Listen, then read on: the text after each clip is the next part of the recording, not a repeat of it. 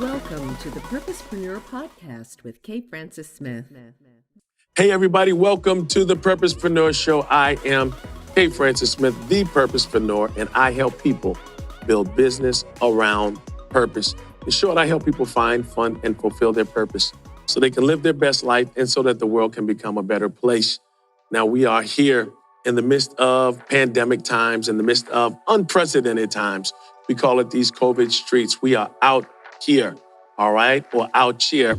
And the reality is, man, listen, it is dark, desperate times. I mean, after 5.97 million cases in the United States, right, and after 183,000 casualties, we are now down to 45,000 active cases in the United States of America, down, and that's in the month of August, down from 70,000 cases in the month of July. So there might be hope here. I believe that there might be hope.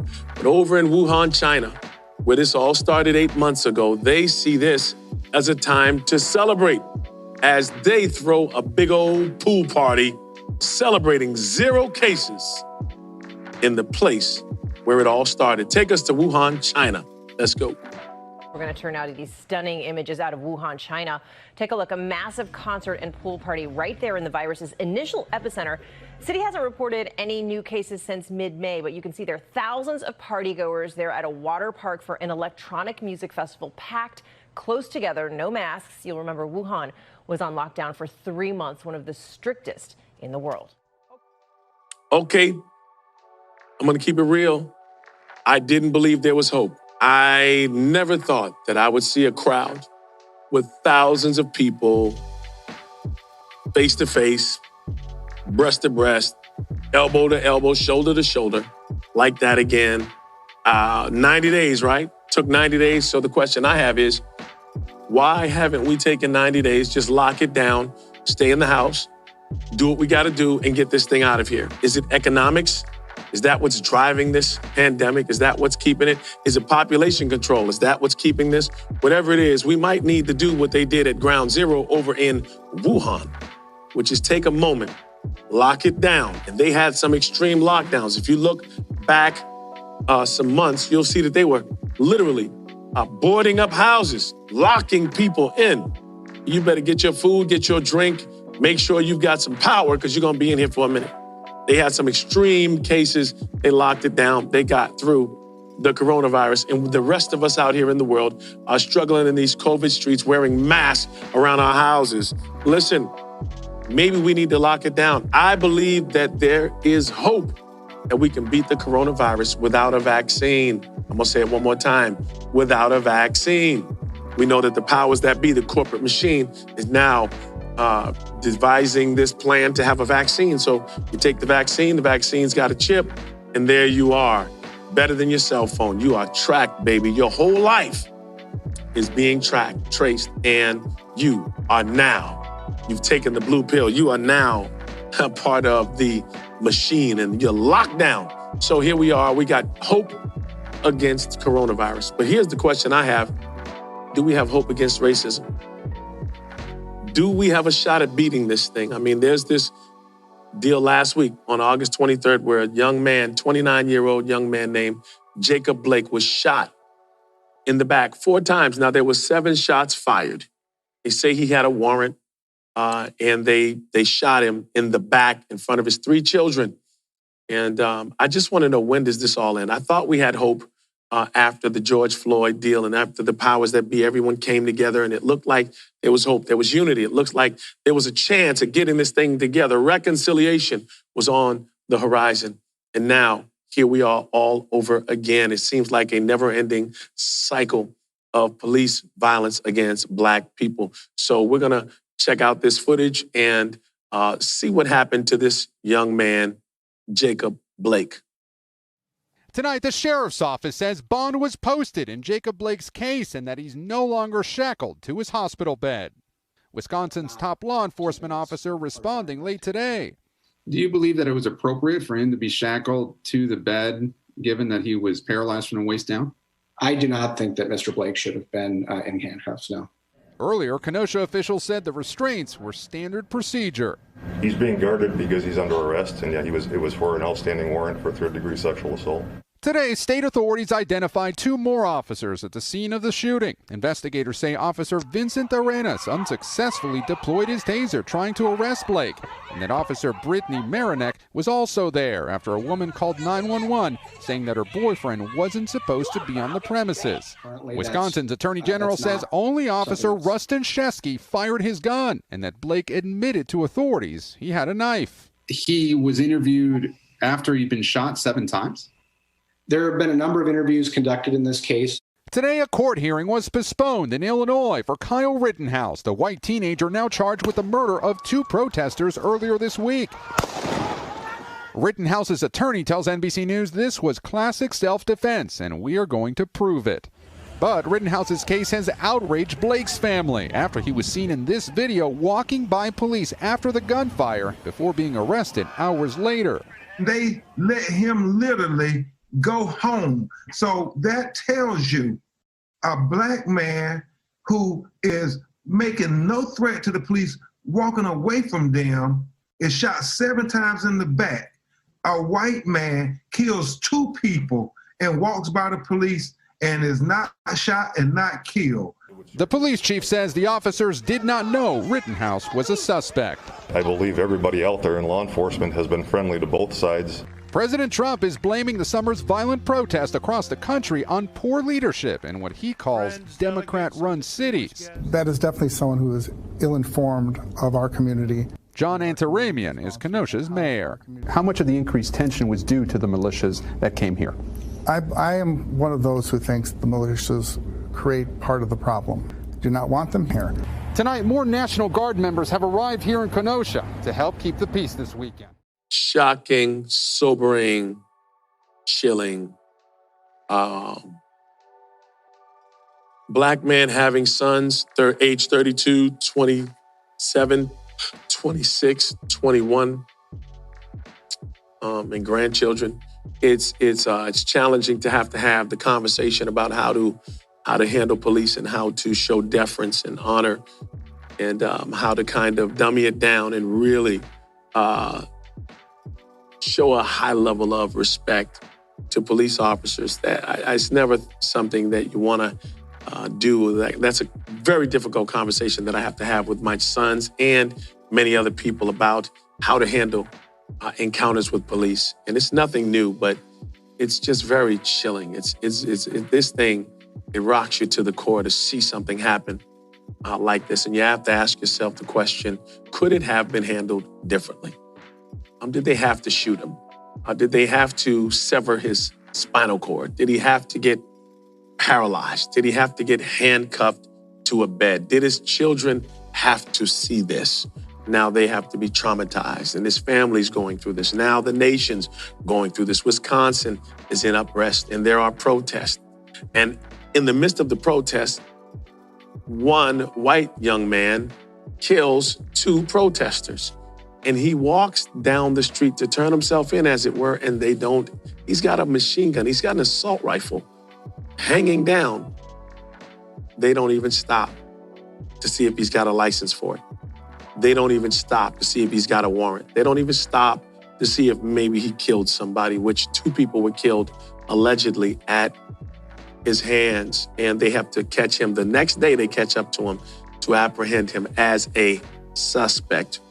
While this black man who had no gun, who was just walking to his car, and out of order as it may have been, did it warrant being shot in the back 4 times in front of your 3 children? Well, we'll see. The truth of the matter is there seems to be a disparity between the way blacks are handled by police and whites. So let's look at another case of an angry white man dealing with police officers.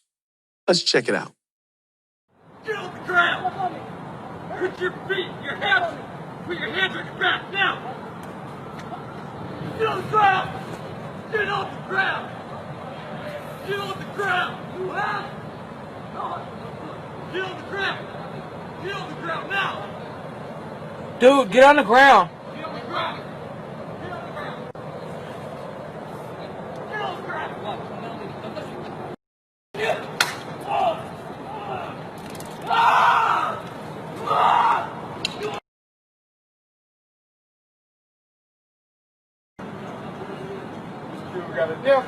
He's chasing the taser didn't phase him.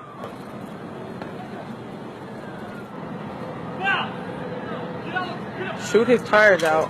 Shoot his tire out. He gonna kill himself. Oh, here come the helicopters. Yeah, that's helicopter. Here they come. Shoot his tires out, dude. Don't let him drive away. Oh, he gonna kill himself. Oh, watch out!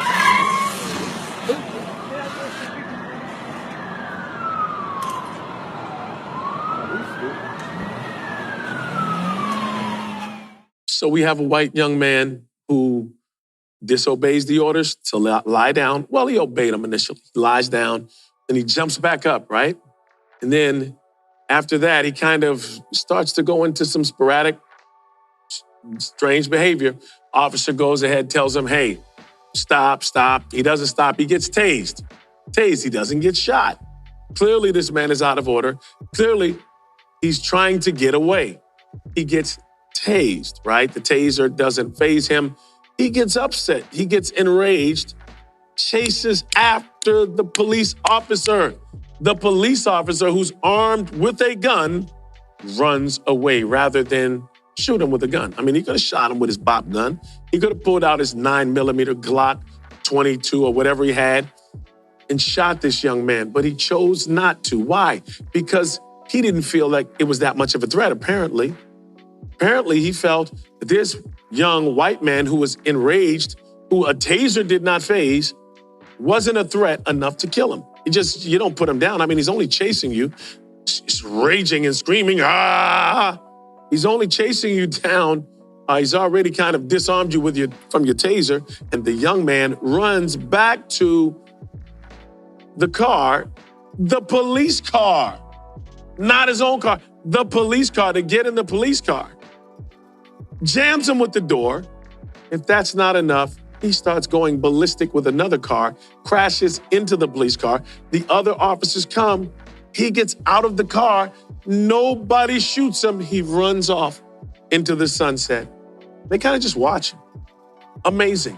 So I'm wondering, is this an anomaly? Is this an exception? Or is this kind of the rule? Well, let's see if we can find something else about an angry white man and a police officer. Check this out. Don't raise your voice at me. Don't raise. No, you can't. No, you can't raise your voice to me. Don't do it, buddy. Don't video it, kill me. Thank you. Don't do it, buddy. What you gonna do, buddy? Hey, buddy. You want to throw some punches, buddy? You ready? You want to throw punches? You just want to man up? Put that gun down. No. Get off of me. I ain't getting nothing wrong. Leave me alone. What are you doing? Get away from me. I haven't done anything wrong. You attacked me. You're under arrest. For what? You're under arrest. For what? No. Disorderly conduct. No, I'm not under arrest for disorderly conduct. You're under arrest now for resistance. You are a real piece of work, buddy. I didn't do anything wrong. Now, clearly there is a difference here. I mean, we're seeing some varying ends of the spectrum here. We're seeing that the pendulum swings from shoot at first sight to let's get into a fight, right? The guy's cussing.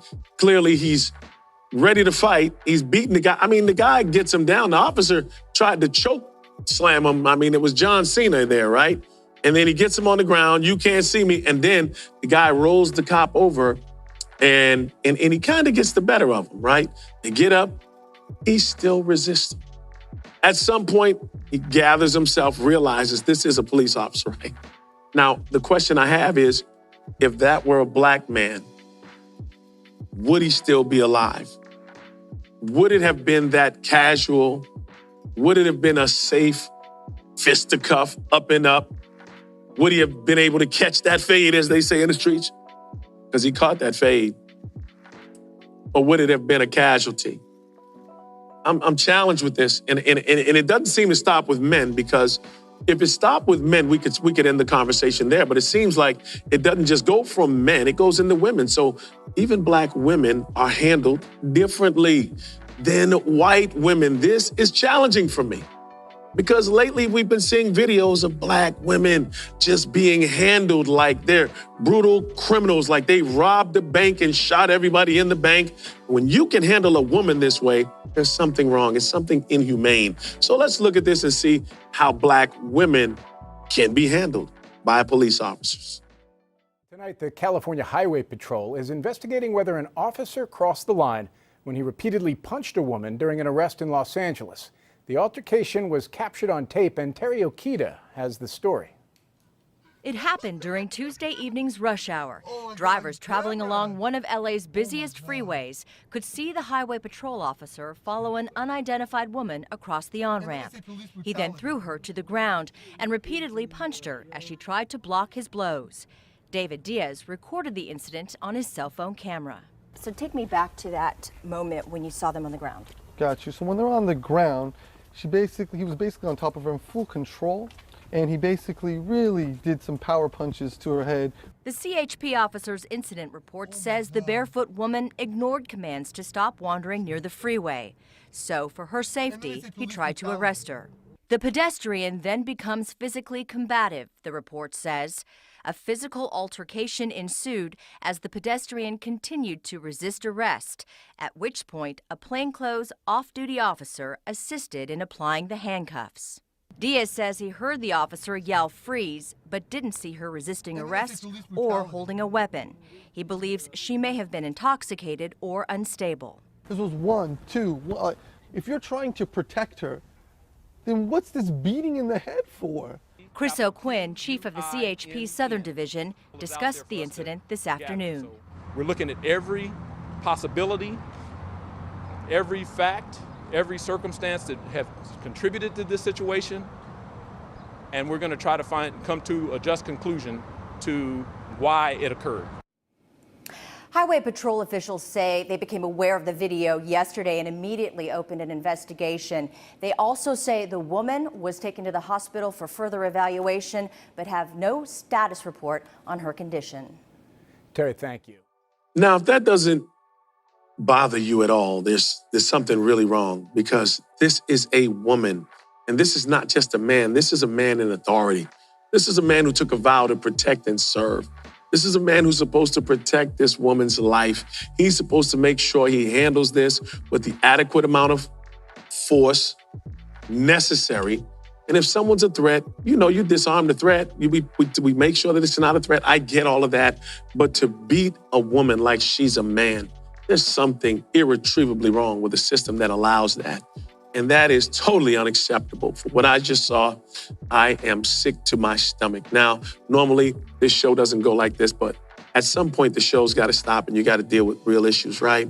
So this is a serious issue. When a woman can be handled like that, never mind that. When a human being can be handled like that, come on, let's be real. Let's be real. You don't treat a woman like that. Now, if that was my mama, I don't care how wrong she was. Listen to me. It would take God and the heavenly host to hold me back from whoever that was, police officer, Mr. Man, whoever you think you are. You'd have a serious problem, Mr. Chip, because you don't handle a woman that way. Well, I think he knows better than that. I think a lot of them know better. They just do what they want in certain circumstances. Now, let me say this. All officers are not created equally. All officers are not bad guys. All officers don't mistreat black people. There are some great police officers. I know some great black police officers. I know some horrible black police officers. I know some great white police officers, some horrible. And that goes all the way through every race, color, creed. But today I want to talk about what's happening with the disproportionate number of African Americans being dealt with violently by the police. And it's got to stop. And I know what people are thinking, oh, but what about black people killing black people? Listen to me. Let me tell you something. Let me tell you something to my white brothers. My mama's my mama. And if I choose to say something about my mama, that's fine. My brother's my brother. If I choose to say something about my brother, that's my business. But don't let me catch you talking about my brother. It's like the white brother that wants to say the N-word, right?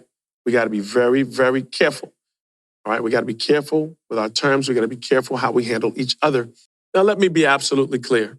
I know someone's thinking, well, what about black people killing black people? It's happening in Chicago. It's happening in New York. It's happening in Cleveland. It's happening in Boston. It's happening in Los Angeles. Yes, that's true. But this is a conversation about police brutality and Black people.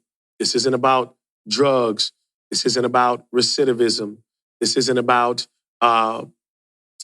pro-life. This isn't about any of that. This is about police brutality and Black people. So while I respect that thought, that's a thought for a different conversation, okay? We want to stay focused on this because this is what's happening right now, and we need to deal with this. This has to be dealt with because our tax dollars are paying for our own homicides. In essence, we're putting a hit on ourselves, man, and it's got to stop.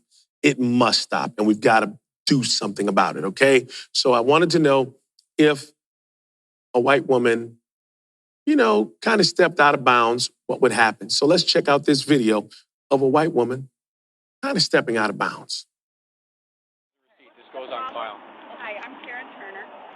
Hi, I'm a resident. Here you go. It's fine. I don't need that. Okay, fine. I'm Karen Turner. You're just here as the rider, right? No, I'm not. Okay. I'm here as a concerned citizen and friend of the mayor and been in Tenafly for 20 years. I take full responsibility for them. And what is the reason they were pulled over? The driver has all the information. He'll tell you. No.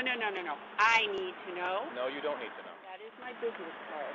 I am the commissioner of the Port Authority, and I'm heading up over 4,000 police officers. Okay? So, if there's a problem, I think I have... There's no problem. Well, I think there's a problem. It's an unregistered vehicle. Okay. Let's hear, why were they pulled over, first of all? Miss. Now, don't call me Miss. I'm Commissioner. Thank you. This is impacting me because I got 4 people who are coming back to my house, including people who live in New Haven attending Yale Graduate School, a PhD student. It's more of the way you just approached me and your demeanor. You know what? Okay.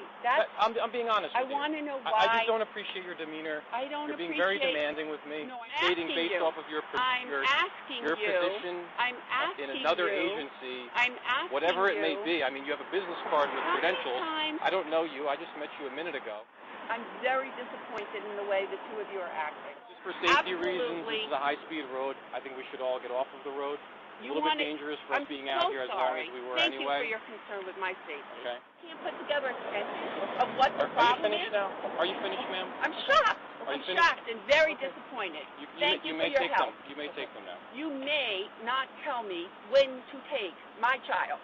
I will be talking to the chief of police. Please. And I will be speaking to the mayor. Badge number 540. I got all your information, sweetheart.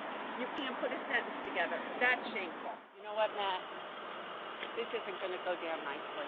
Coming over to a vehicle that's lawfully being impounded? Because I want to know where it's going. The driver was advised where it's going, as was your daughter. Not. Your daughter was very nice as well. She asked and I told her. Guess what? I'm not so nice. And you can tell that to everybody, and it's fine. Okay. And the police have all been in my home, and in my second home, and in the third home in Tenafly. I don't see how that's relevant to this situation. All right. There goes the theory of crossing the line.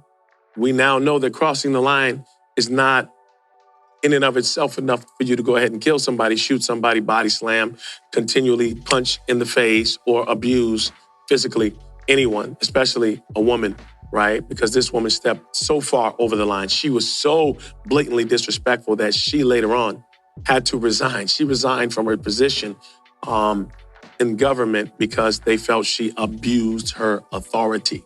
Imagine that. I talk about privilege, man. Privilege is real.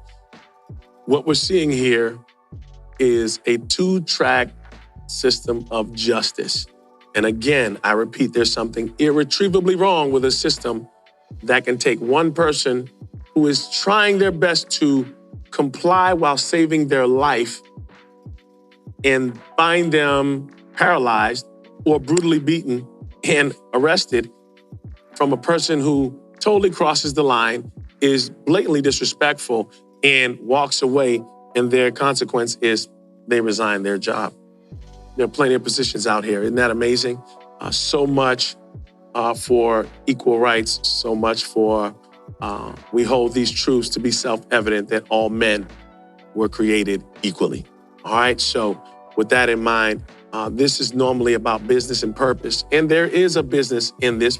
There's a purpose in this conversation, because the idea of Black murder in some instances has become a big business. Imagine that. Criminalization of Black people. Systemic racism. We can no longer run from it. We can no longer hide behind the thin veneer of the American dream, right? Where we hand you an education or we hand you a Section 8 or whatever we give each other or whatever we're given in replacement for equality. That day has to come to an end. We thought it was over when President Obama became president, and we learned that just because one person is free does not mean we're all free. So we've got to continue to fight. We got to continue to struggle. And I want you to check out this video. This video is about the business of Black murder. It rocked me to my core. I was taken aback. And I want you to be absolutely crystal clear. This is pretty graphic, honestly, in the verbal nature. So it's truth and it's honesty. And here it is. This is a piece on the business of Black murder. But we do have Black people that get on the radio every day in white-owned companies, white-owned stations with white-owned sponsors that play the role of hypersexualized, hypercriminalized male. I ask these advertisers, I say, I've got hundreds of songs a day that celebrate killing animals. Will you put them on your station? They said, no. I got hundreds of songs a day that talk about assaulting women and abusing kids. Would you put them on your station? They said, no. I said, I got hundreds of songs a day that talk about murdering Blacks. Would you put them on your stations? They said, well, that depends. Depends on what? Who it's done by and who it's branded for. Because if we can get Black folks to sing about it and we can brand it for our youngest Black audiences, I think there's money to be made. I think there's American appetites to see these people that way. I said, how can you say that? They said, well, look, it's what these artists know. It's what they, Black people, create. It's, matter of fact, our surveys say it's what they want to hear, which speaks of a sickness. How do we live in a society where somebody says, you know what, I'm inspired to write a song that celebrates murdering another person. And then a person says, I'd like to put that on my station. Another person said, I'd like to pay for it. And then there's people out here in the audience that go, I'd love to hear it, as long as it's Black guys. Because even white people buy rap music, buy this type of stuff, because we know that when we want to hear about killing each other, we know who to turn to for that type of inspiration. We call it our music. We say we own it. White people buy more rap than Black people. Yeah, but we're very careful to turn it down at the stoplight when other Black people are there. Why? Because we know we're just pretending. For them, it's more authentic and real. I always ask the companies, what about your name? What about your brand? What about your value? And the largest radio company in the world said this: it's okay that we only have drug dealers on our Black youth stations. We only have murders on our Black youth stations. We support Black charities. We give out water at the Martin Luther King parade. I think we've got it covered. We've bought them off. Now, people get upset, the smartest guys in the room again. You're talking about censorship. I don't believe that. I believe in free art. Make whatever you want. I believe you should make music about anti-Semitism. I believe you should make music about killing dogs. I believe in this country you should make music about bashing homosexuals and driving them behind trucks. I believe you should make music about stringing people up on trees. I believe you should make music about killing whitey. I believe you should make all that music. But I also believe that in the mainstream marketplace, people should hesitate associating their name with certain content. You know, there's certain stuff you can't buy at the store. Certain stuff you can't get on iTunes because their brand doesn't want it. But if you want to hear Black people celebrating killing Black people, they got thousands and thousands and thousands of those things to sell you. I don't think it's about censorship. I think it's about American cultural hypocrisy.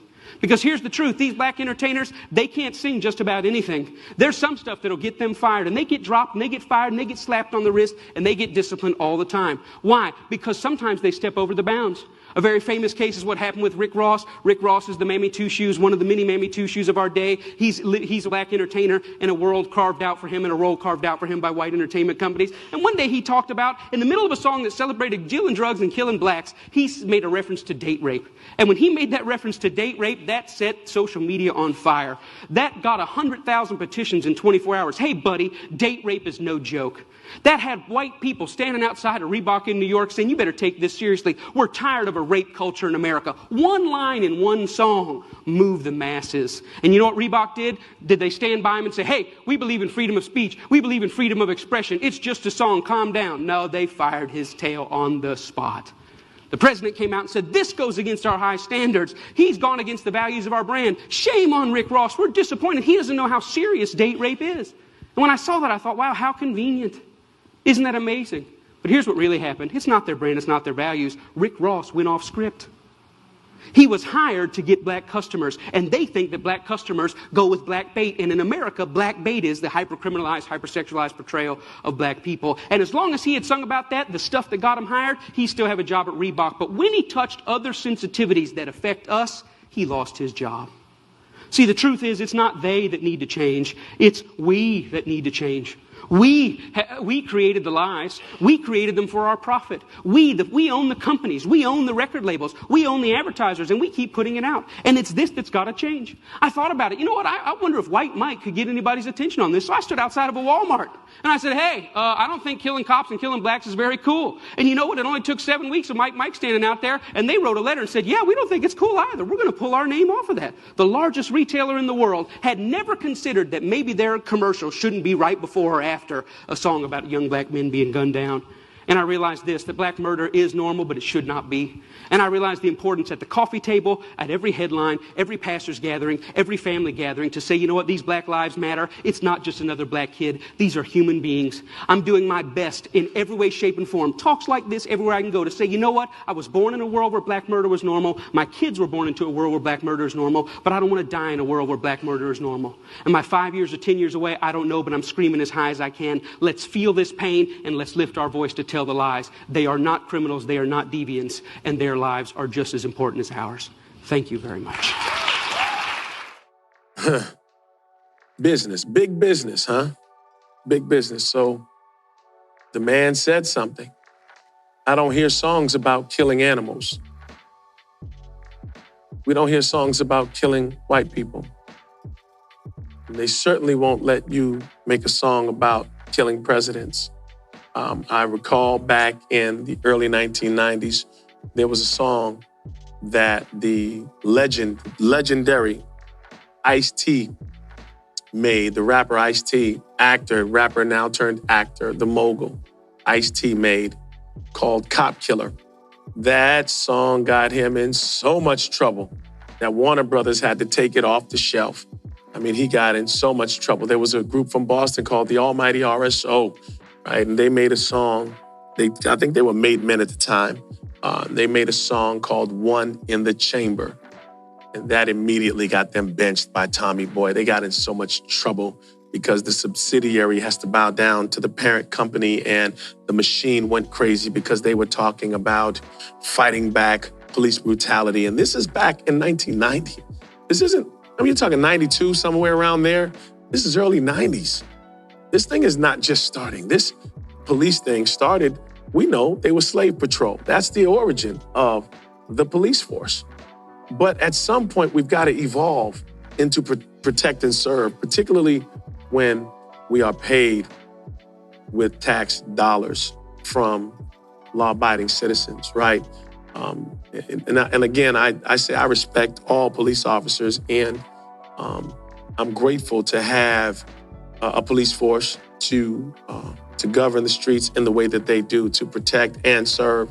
But to those who do not, they need to be dealt with. This problem has to stop. It must be dealt with. Now, the black murder as a business is a terrible thing, because now you're talking about selling out an entire race to a genocidal cycle. This thing is perpetuated through generations. I can even recall when rap was a conscious thing, when hip hop first came out, I was a part of that generation. I mean, it was about DJing, it was about MCing, it was about b-boying and breakdancing and graffiti. And then somehow they call it the niggerization of rap when they juxtaposed groups like Public Enemy with groups like NWA. Now, we do have freedom of speech. And NWA came with Straight Outta Compton, and they were telling some good street stories, right? There was truth. There was truth in that story. However, if that's the only story that's getting put out, then what happens is we perpetuate a genocidal cycle. The young people think it's cool to join gangs. The young people think it's cool to tote guns. They think it's cool to make babies out of wedlock and deal on a level that is totally unacceptable. Fatherlessness is a big deal in the African American community. Drug addiction is a big deal in the African American community, particularly the inner city where I am from. I was born in Mission Hill Projects. I was raised in Mattapan, Massachusetts. I didn't realize that I was 85% more likely to go to prison than I was to college. I was fortunate enough to go to both. Why do I say fortunate enough? Because I got a PhD in streetology. I've got 2 masters in education and a PhD in business. You don't hear me. We are the American dream and the American nightmare all in one. And the problem that goes to prison one day has to come home. We must do better. I'm going to say it again. We must do better. And after 6 years in federal prison, and after 25 years in ministry, after a Bachelor of Arts in Religion and 2 master's degrees, I can now say that there is hope, that there is hope for rehabilitation. There's hope for change, but we have got to stop perpetuating this cycle, and we've got to stop paying rappers to promote drug selling, murder, misogyny, and criminality. We got to stop criminalizing ourselves. We got to stop paying our sisters, the Black women, to get on TV and show their teeth and pull each other's weaves out and fight each other and call each other names and disrespect Black men. We've got to do better. Well, last week we lost an icon. We lost a young man on the rise. 43 years of age, Chadwick Boseman passed away from colon cancer. The Black Panther. Man, 2020 just seems like a storm. I don't know what is going on with 2020, but I want to say, rest well, Chad Boseman. We're going to go out with this. This young man was on his way up. His star was shining. I watched him give away an MTV award, and I watched him walk in humility after having a huge movie and these great exploits. This man walked in humility. And the great thing is nobody even knew what was going on with him. We saw the weight loss, but we had no clue.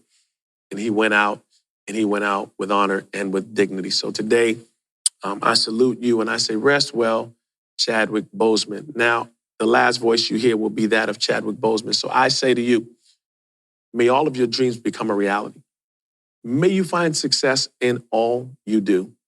And may you live your life on purpose. Take us out, Chad Boseman. You would rather find purpose than a job or a career. Purpose crosses disciplines. Purpose is an essential element of you. It is the reason you are on the planet at this particular time in history. Your very existence is wrapped up in the things you are here to fulfill. Whatever you choose for a career path, remember the struggles along the way are only meant to shape you for your purpose. When I dare to challenge the system that would relegate us to victims and stereotypes with no clear historical backgrounds, no hopes or talents, when I questioned that method of portrayal, a different path opened up for me. The path to my destiny. When God has something for you, it doesn't matter who stands against it.